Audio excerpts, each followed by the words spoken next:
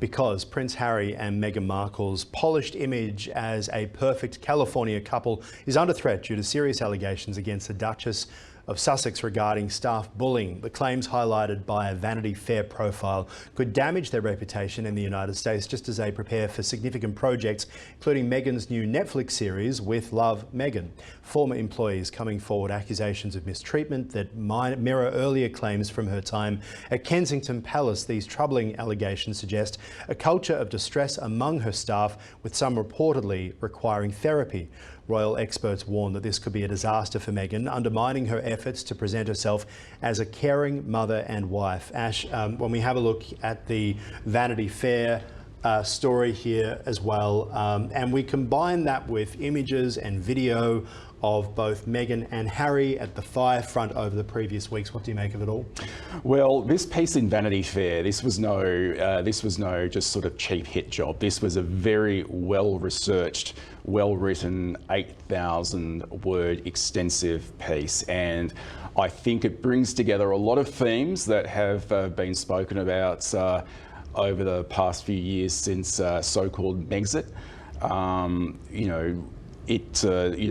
Particularly with regards to allegations about her behaviour of bullying staff and others around her.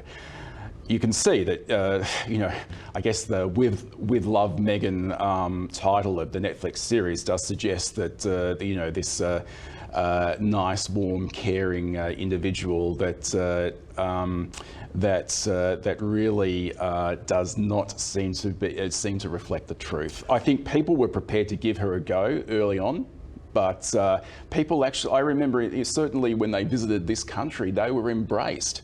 But things have gone really sour, and I think... All right, let me play devil's advocate here. I remember standing out the front of Government House as Meghan and Harry were arriving there and trying to score an interview with the both of them. Apparently that was the trip, I might add, where Meghan had such a terrible time that they basically decided that they wanted to separate themselves from the royal family shortly after, which they then did, and the rest goes there.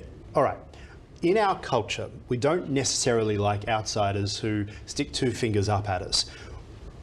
Is Meghan essentially being bullied by the press? And we've seen a number of, I think this week we've got a court case between Harry and the Murdochs over this as well, and there have been many others with the Daily Mail over the past few years too. Are we essentially getting frustrated that they fob their nose at an institution that we hold dearly, and the blame has been pointed squarely at Meghan to say, you're a homewrecker? Oh, look, she probably refused to play the game that is expected of the royals in terms of playing with the UK media, and so it did all Diana. sort of flowed from there. Well, she played the game quite successfully, but also, it didn't work both ways.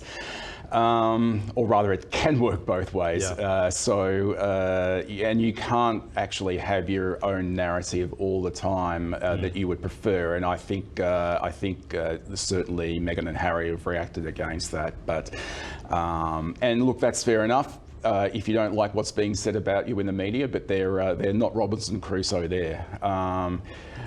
Yeah, there's, she had a case, both Harry and Meghan had a case that they were being bullied by the media, but equally, I think there are very compelling stories out there that suggest that, she's not without sin herself. Yeah, that is, probably true. I mean, there's been, we play these pictures of them at the fires in Los Angeles over the past few weeks, and there's been a lot of criticism. Why are they there, pushing themselves back into the spotlight? Are they there on behalf of the British royal family? Why are they doing this? Why are they putting themselves out there when they want privacy? And then it seems like, I guess from a media perspective, it does feel like there is this push to control the narrative. Do documentaries on Netflix looking like you're fantastic. Do documentaries do an interview with Oprah, making allegations against the royal family. It does feel like there is a push on one side to try and own the narrative, but that isn't, as you say, how the media works.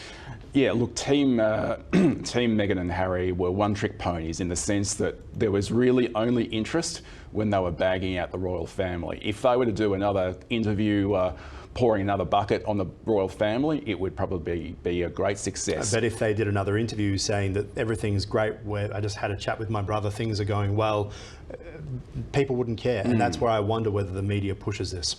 Yeah, well, look, no one really cares too much about the Polo documentary. Who knows whether this With Love Meghan series is ever going to make it to air? Probably will, but I don't really see it being a success. We've seen what happened with the Spotify contract, and they ended up being branded as grifters by one of the Spotify executives. So you've really got to wonder what on earth they're doing. Asher Gardner, appreciate your time. Good to be here.